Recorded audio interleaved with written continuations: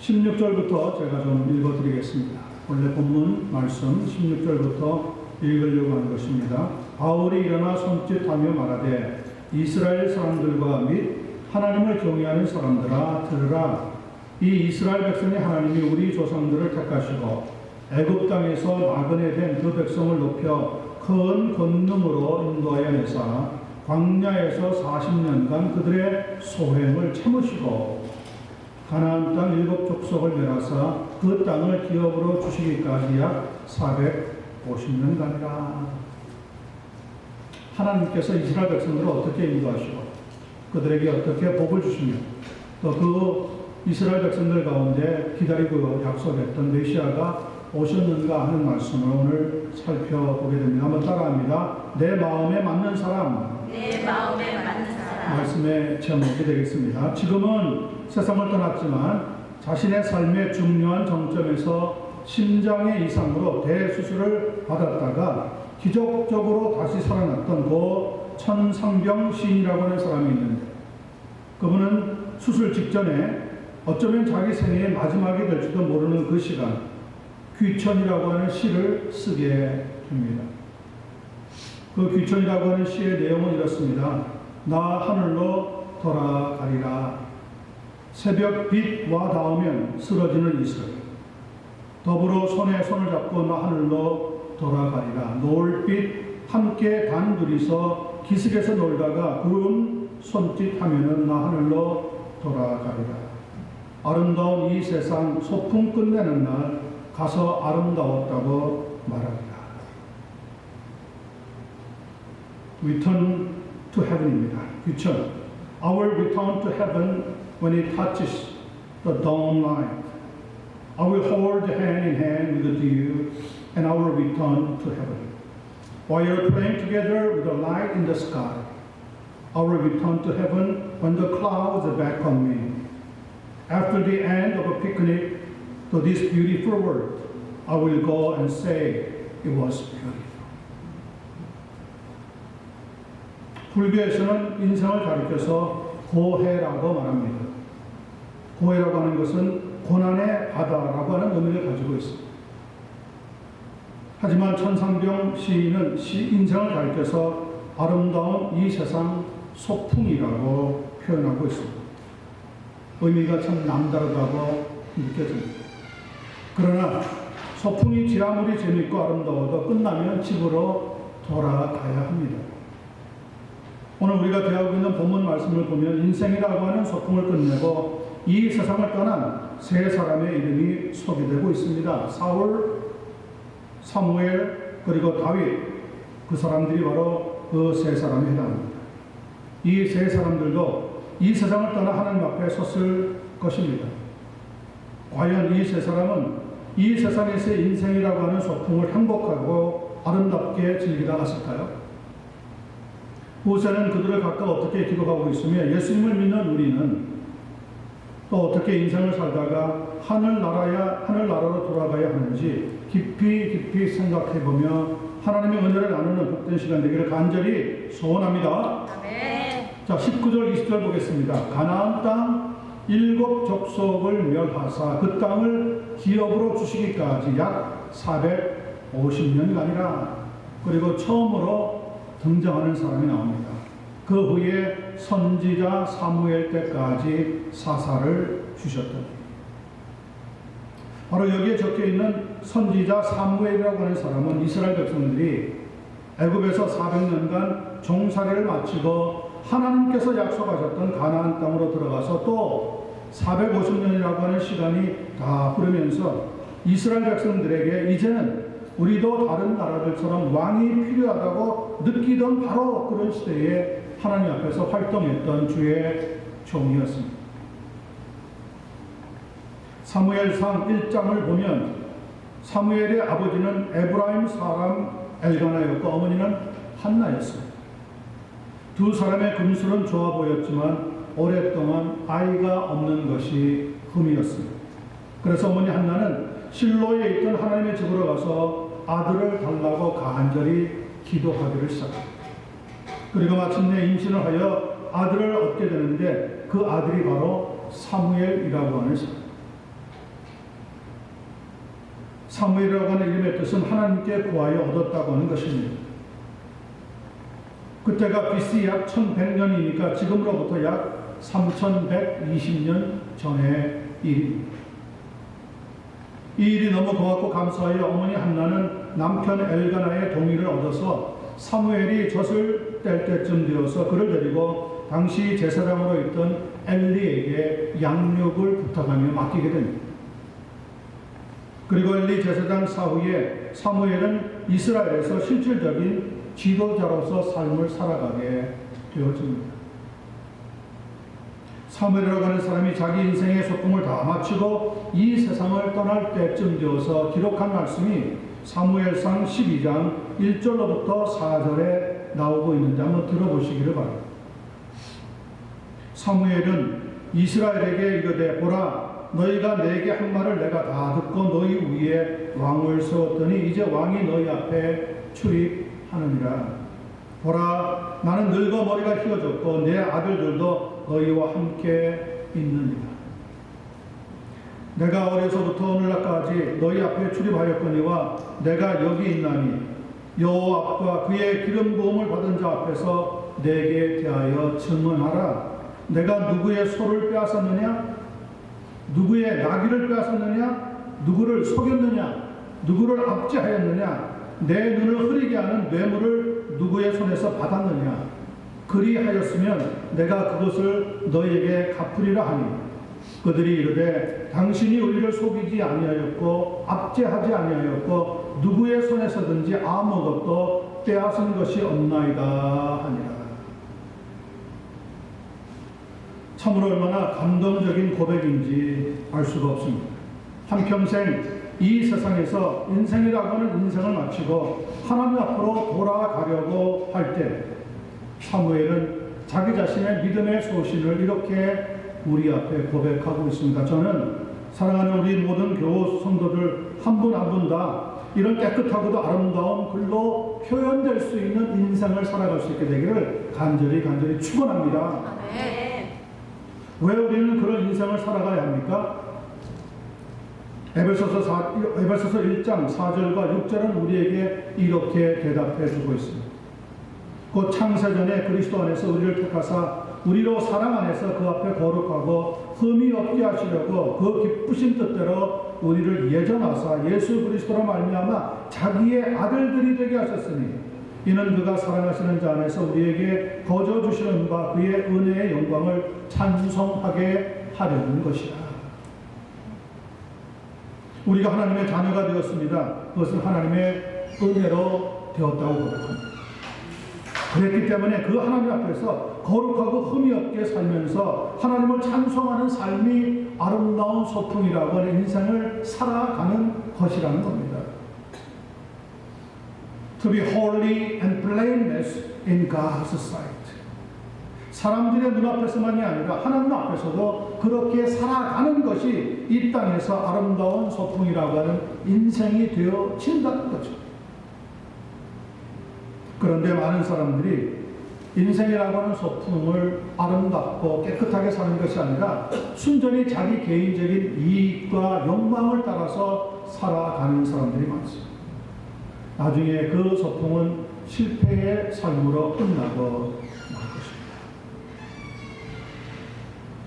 그렇게 훈련했던 사무엘 선지자에게도 그러나 한 가지 아픔이 있었습니다. 사무엘상 8장 1절로부터 3절 말씀을 나눕니다. 사무엘이 늙음에 그의 아들들을 이스라엘 사사로 삼으니 장자의 이름은 요엘이요 차자의 이름은 아비야라. 그들이 부엘세바에서 사사가 되니라. 그의 아들들이 자기 아버지의 행위를 따르지 아니하고 이익을 따라 뇌물을 받고 판결을 굳게 하니라.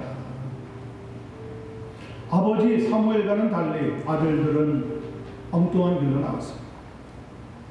그들의 인생이라고 하는 소풍과 같은 삶에 오점을 남기고 말았다고 하는 겁니다. 지금도 집집마다 자녀들 문제가 없는 가정이 거의 없겠지만 아버지가 너무 유명하면 아버지의 이름이 너무 잘 알려져 있으면 자녀들에게는 오히려 부담이 될 때도 있을 것 같습니다. 그런데 사무엘은 자기 자녀들이 자기의 이익을 따라 뇌물을 받고 판결을 급기한다고 하는 소식을 듣고는 당장 두 아들을 사사직에서 폐해버리고 대신 사울을 찾아내어서 기름을 붓게 되니까 사사시대가 끝이 나고 왕정시대가 열리게 되더랍니다. 얼마나 위대한 그리고 용기 있는 결단을 내렸는지 모릅니다. 미국에서도 현 트럼프 대통령이 자기 딸 이방카와 사위 제럴 쿠시너에게 친인척 채용이라고 하는 비판에도 불구하고 무보수로 일할 것이라고 하면서 각각 대통령 보좌관과 선임 보좌관으로 임명하면서 백악관으로 불러들여서 구설수가 되었었습니다. 고슴도치도 자기 자녀는 사랑한다고 얘기합니다. 아마 모든 부모들이 자기 자녀들에게 거는 기대가 있어서 그럴 겁니다. 그런데 그 자녀들이 믿음으로 살지 못할 때 그것을 책망하고 또 그 잘못에서 돌아설 수 있게 만드는 용기 있는 부모님이 오늘 시대에는 많이 부족하답니다. 사무엘은 자기 자녀들이 믿음의 행위를 따르지 않고 엉뚱한 길로 나가는 것을 보면서 오히려 두 아들을 현직에서 파면시켜 버렸습니다. 그런데 역대상 6장 33절을 나중에 가서 읽어보면 이런 말씀이 기록되어 있습니다. 여호와의 회막에서 직무를 행하는 자와 그의 아들들은 이러하니 그앗의 자손 중에 헤만은 찬송하는 자라. 그는 요엘의 아들이요 요엘은 사무엘의 아들이요 사무엘은 엘가나의 아들이라. 그러니까 사무엘의 두 아들 요엘과 아비야라고 하는 사람이 아버지로부터 책망을 당하고 사사직을 폐하는 어려움을 당했지만 나중에 하나님 앞에 회개했고 그의 아들들 가운데 헤만이라고 하는 특히 찬송을 잘 부르는 하나님의 종이 일어나게 되었더라. 만약에 그 두 아들을 그냥 내버려 두었더라면 아마 더 큰 죄악을 짓다가 하나님으로부터 심판을 받지 않았겠습니다.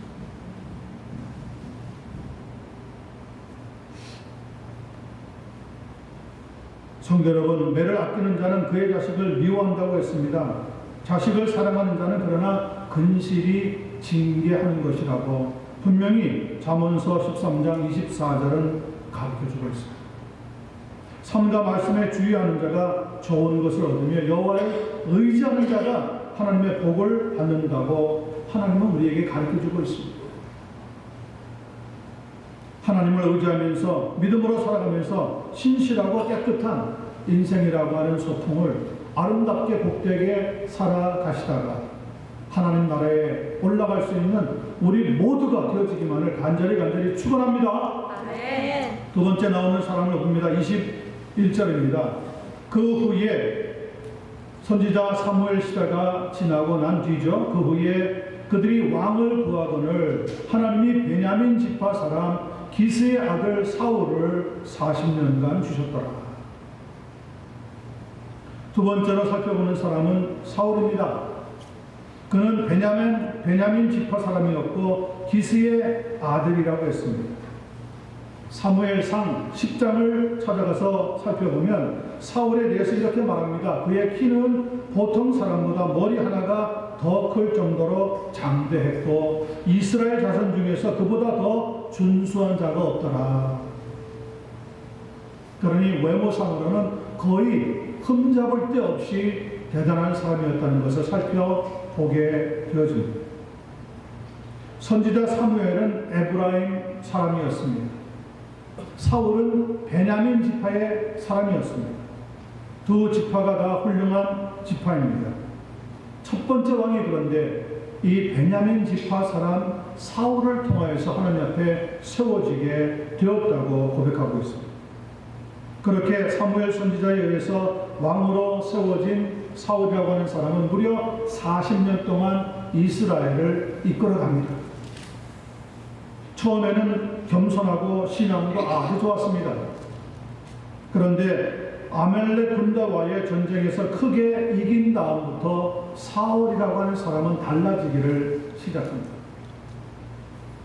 사무엘상 13장을 보면 이스라엘에서는 왕이 군대를 이끌고 전쟁에 나가기 전에 제사장을 불러서 하나님께 제사를 드린 다음에 제사장의 축복을 받고 나가는 것이 전례였는데, 마침 제사장직을 임하고 있던 사무엘 선지자가 기다려도 오지 않는다고 하는 핑계로 마음이 초조한 나머지 사울 왕은 제사 드릴 제물을 가져오라고 한 다음에 사울 왕 자기 자신이 직접 제사를 드리고 전쟁터로 나가려고 했습니다. 그러나 이것은 사무엘 선지자의 고난을 무시하는 것이고 엄연히 월권이었다고 성경은 말하고 있습니다. 왜냐하면 제사라고 하는 것은 아무리 절대 권력을 가진 왕이라고 해도 자기 자신이 직접 드릴 수 있는 것이 아니었고 제사장의 고유 권한이었기 때문에 그렇습니다. 여러분, 가정에서 아버지의 역할이 있습니다. 어머니의 역할이 있습니다. 고유 권한입니다. 이것을 침범하면 아니 됩니다. 자녀들의 권한이 있습니다. 그것을 부모들이 자기네들의 권한으로 자녀들을 마구 제한하고 압박해서도 아니 됩니다.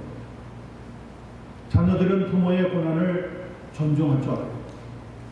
그것이 하나님이 세우신 질서입니다. 교회도 마찬가지입니다. 목회자와 성도들은 분명히 하나님 앞에 같이 성경을 받지만 말씀을 증거할 때만큼은 여러분 하나님의 말씀의 권위를 존중해야 합니다. 그런데 제사를 드리자마자 사무엘 선지자가 돌아왔습니다. 그리고 사울 왕이 이렇게 말합니다. 왕이 망령되이 행하였나이다. 그런 지적을 받았을 때 사울 왕은 자기의 실수를 인정하면서 내가 잘못했습니다 라고 고백하기는커녕 내가 부득이하여서 제사를 드린 것이라고 변명하기에 바빴습니다. 여러분, 하나님 앞에서 우리가 변명하고 사람들 앞에서 핑계를 대기 시작하면 우리의 삶은 걷잡을 수 없이 무너지고 맙니다. 그 사람을 절대로 신임하지 않습니다. 신뢰를 쌓는 것은 어렵지만 그 신임을 잃어버리는 것은 한순간에 이루어집니다. 구차한 변명이나 핑계는 버리는 것이 좋습니다. 특별히 하나님의 사람들은 잘못했을 때 잘못했다고 말할 수 있는 용기가 필요합니다. 맞습니까? 네. 내가 틀렸을 때는 틀렸다고 고백하는 것이 중요하단 말입니다. 그런데 우리는 누가 틀렸다고 할 때 어떻습니까? 그냥 부하가 나기를 시작합니다. 속에서부터 누가 불을 일으키는지 파이어 하면서 막 입을 통해서 불꽃이 막 튀어나옵니다. 그러면 상대방은 불을 안 피웁니까? 같이 맞불을 놓습니다. 그러면 그 집안이 혼란을 타버리고 맙니다. 교회도 마찬가지입니다. 요 근래에 우리 주변에 있는 교회들 가운데 몇 교회가 어려움을 겪고 있습니다. 가서 만나보고 들어보면 양쪽이 다 팽팽하게 자기네들이 옳답니다. 그리고 변명하기에 바쁩니다. 하나님은 변명하는 자를 기뻐하지 않습니다. 하나님 앞에 고백하는 자를 기뻐합니다. 하나님, 내가 잘못하였다. 나를 용서해 주시옵소서. 하나님이 원하시는 것은 회개입니다. 회개하는 자는 하나님의 복을 얻을 수 있다고 성경은 가르쳐주고 있습니다. 네. 여러분, 하나님 앞에 매일매일 회개하면서 자기의 신앙을 돌아볼 수 있는 한 분 한 분 되시기를 간절히 축원합니다. 아멘.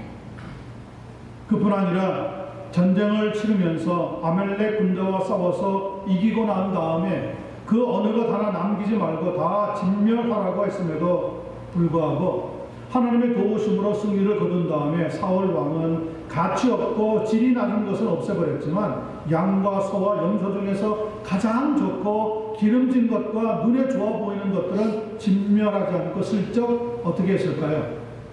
In my pockets.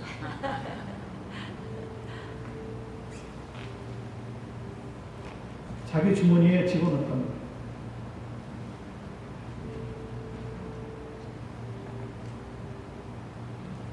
그때 사무엘 선지자가 찾아와서 이렇게 묻습니다. 어찌하여 하나님의 명령대로 진멸하지 않고 내가 양과 소의 소리를 듣게 되는 것입니까?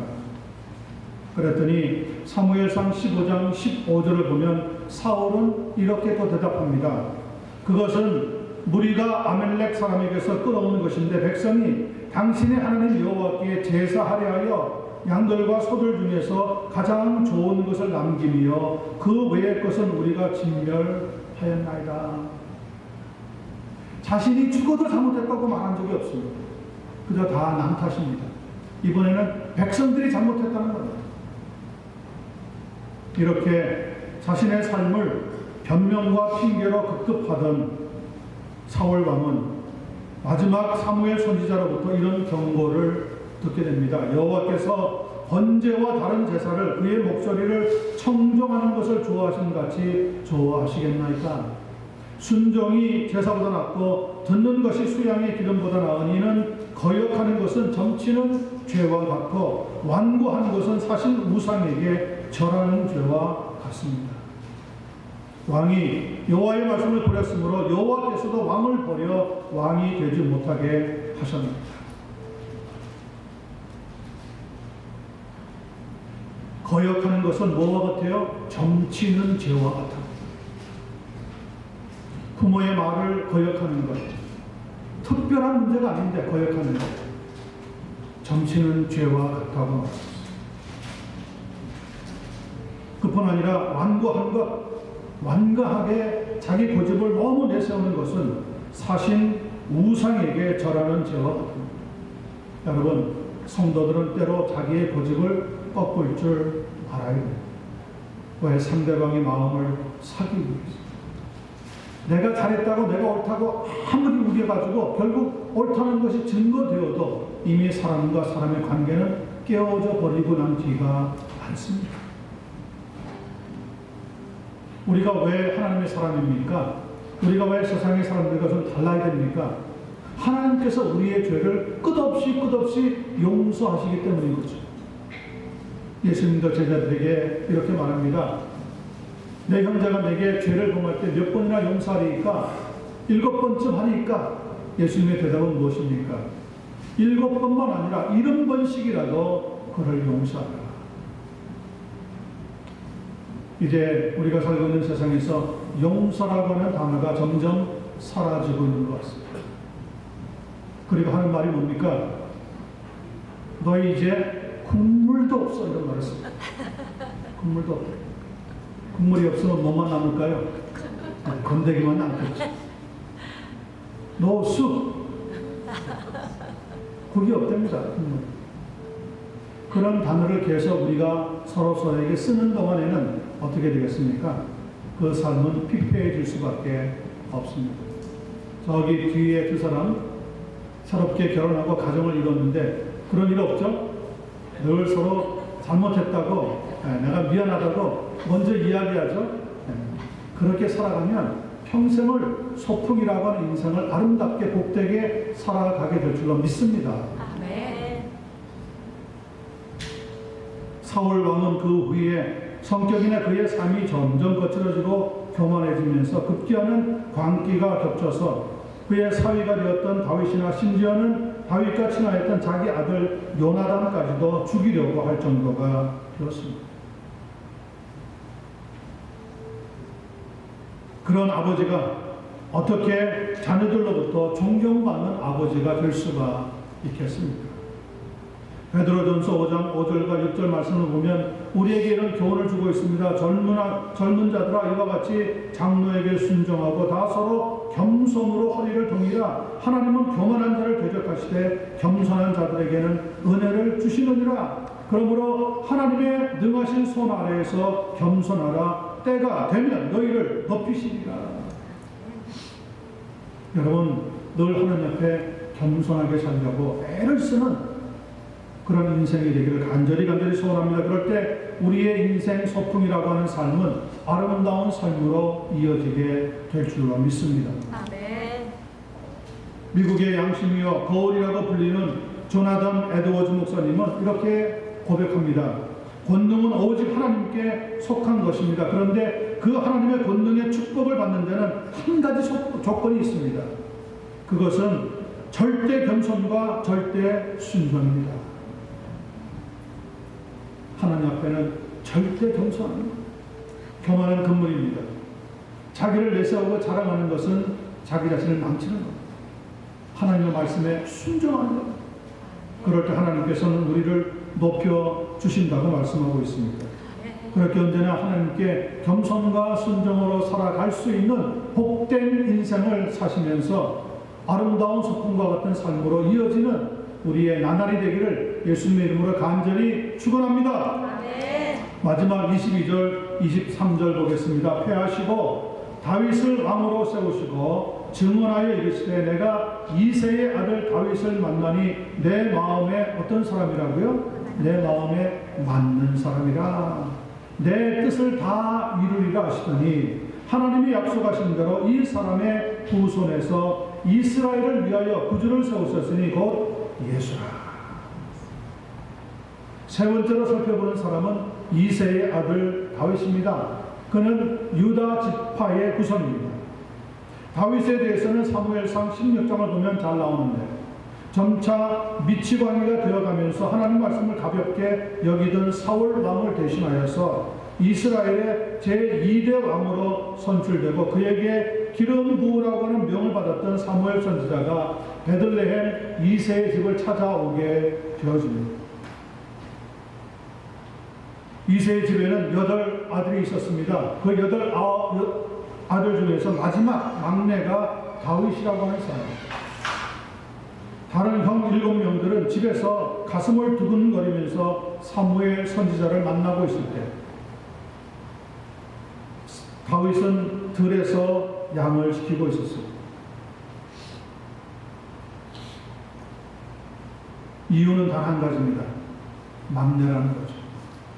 아직 철이 없다는 거죠. 그래서 형들로부터 구박을 받았습니다. 아버지로부터도 그렇게 대단한 존재로 여기지를 않았습니다. 너는 저 들에 가서 양들이나 치고 있어라. 이스라엘의 민족의 지도자 사무엘 선지자가 자기의 집에 찾아왔는데 자기는 그림자도 비칠 수가 없었습니다.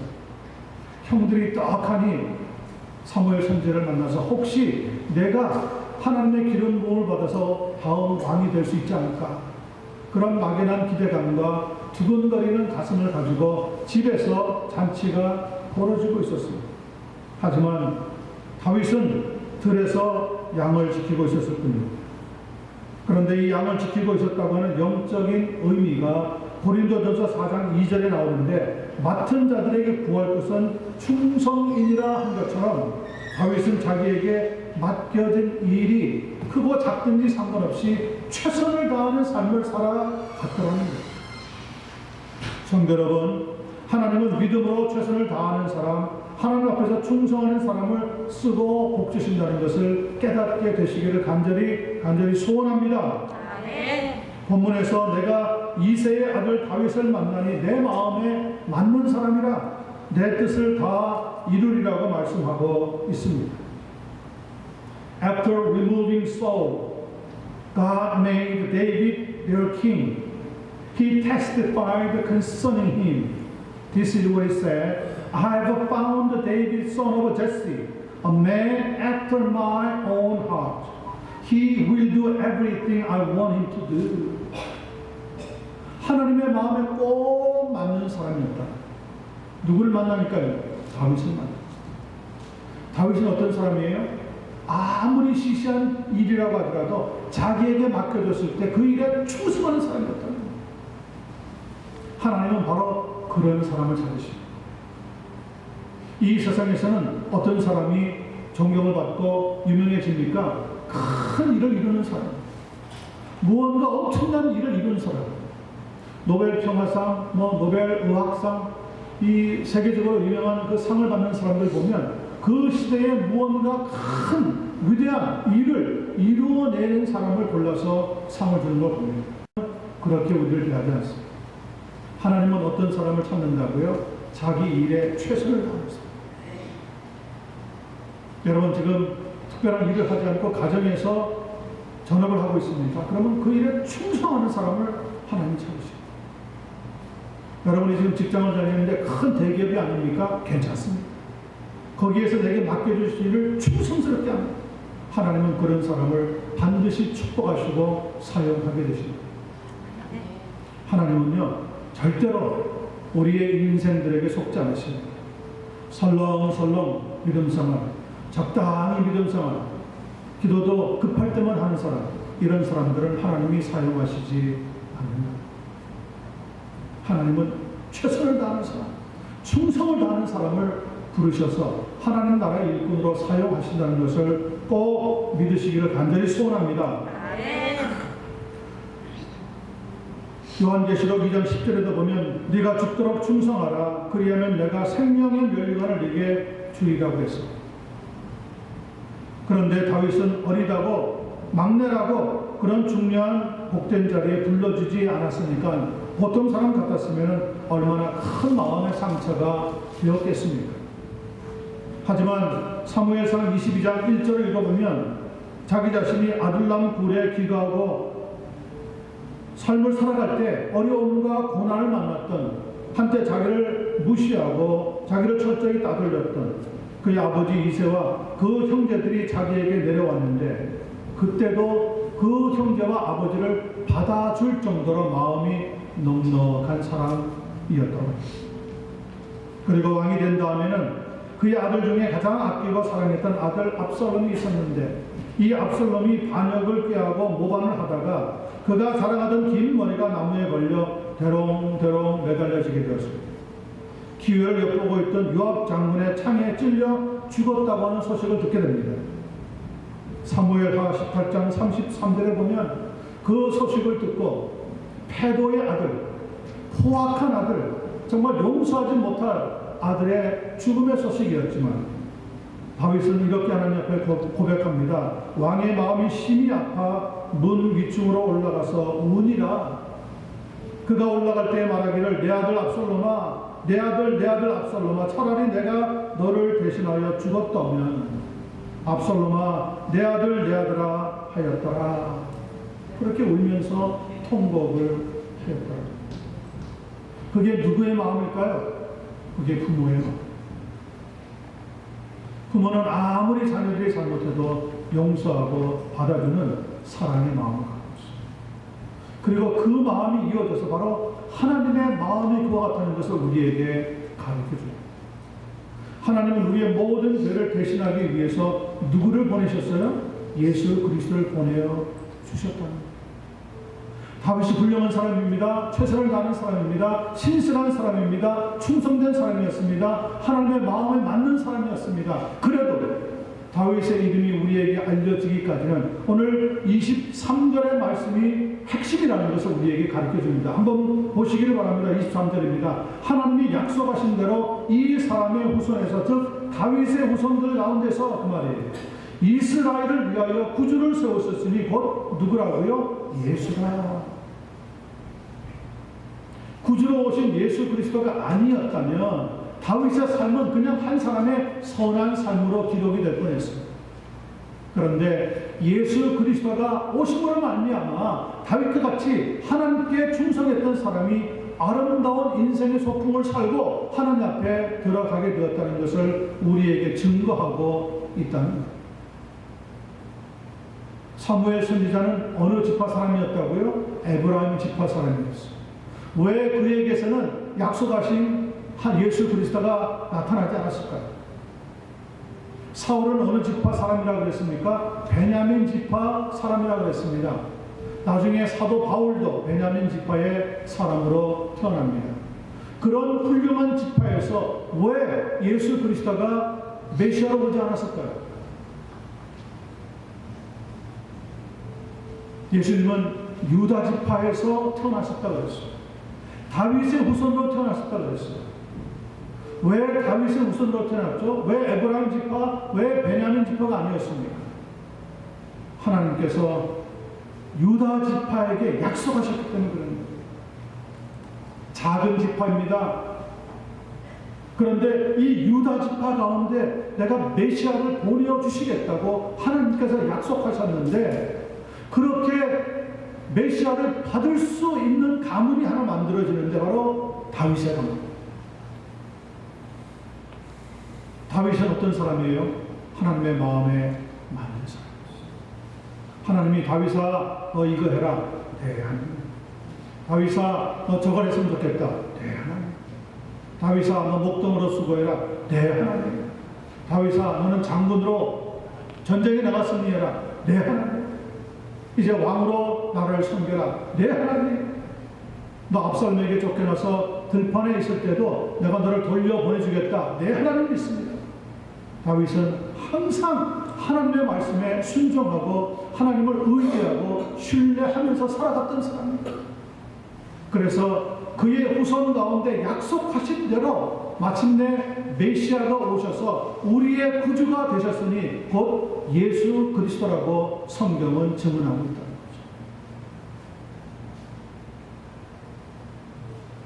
자, 이제 다윗이 자신의 인생이라고 하는 소풍을 마칠 때쯤에 그의 삶의 마지막 한 부분을 살펴보려고 합니다.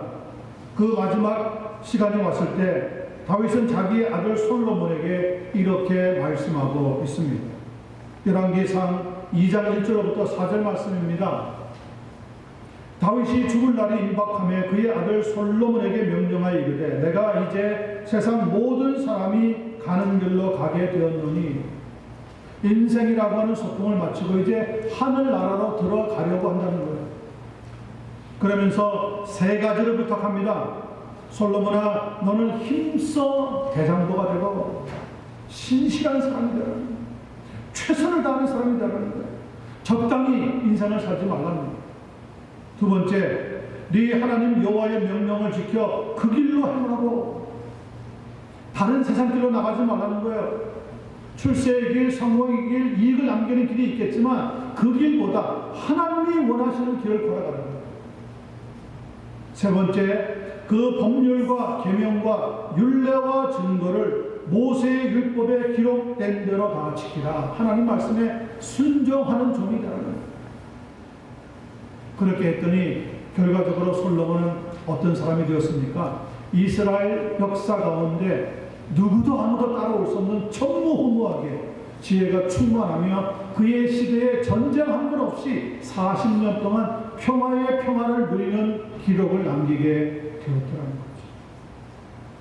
그러니까 다윗 왕은 자기만 하나님 앞에 신실하게 살려고 했던 종이 아니라 자기 자녀들, 특별히 아들 솔로몬에게 누누이 당부하고 숨을 거두는 순간에도 너는 하나님 앞에 신실한 종이 되어야 된다. 하나님 말씀을 쫓아가는 종이 되어야 된다. 겸손한 종이 되어야 된다. 하나님 말씀에 순종하는 종이 되어야 된다. 이렇게 인생의 교훈을 남기고 하늘나라로 들어가게 되었던 거죠. 그런 다윗을 하나님은 기억하셔서 자신의 마음과 합한 사람 다윗을 통하여서 약속하신 메시아 곧 우리의 구주 예수 그리스도를 이 땅에 보내주시고 그 예수님은 하나님의 뜻을 다 이루고 구원을 완성함으로 인하여 우리에게 놀라운 축복 영생을 더하여 주시게 되었다는 것. 메시아이신 구주 예수님이 누구의 후손으로 오셨다고요? 다윗의 후손으로 오셨다. 놀랄만한 일이 아니에요. 하나님은 그렇게 다윗을 사랑하셨다. 예수님은 끝까지 십자가에서 매달려 6시간 동안의 고통 속에서도 불평이나 원망 한마디 없이 하나님의 뜻을 다 이루고 마지막 세상을 떠나시는 순간에 무엇라고 고백하셨습니까? 다 이루었다. Tetelestai, it is finished. 뭐가 끝났다는 거예요? 하나님의 구원의 계획이 자신의 십자가의 죽음으로 다 완성이 되었다. 예수님은 정말 최고의 소풍이라고 하는 인생을 마치시고 하나님의 뜻에 그대로 합하게 사시다가 하늘나라로 들어가셔서 하나님의 우편에서 하나님의 영광과 하나님의 최고의 능력을 다시 회복하는 삶으로 이어지게 되었다는 거죠. 성도 여러분과 저도 우리의 인생을 아름다운 소풍으로 믿음으로 살아가십니다. 하나님 앞에 말씀에 순종하고 겸손하게 인생을 끝까지 살아가셔서 하늘나라에 갔을 때 하나님이 잘하였도다 착하고 충성된 종아 하는 그런 복으로 갚아주시고 생명의 면류관을 더하여 주시는 인생이 되어지기만을 간절히 축원합니다. 아멘. 기도하겠습니다.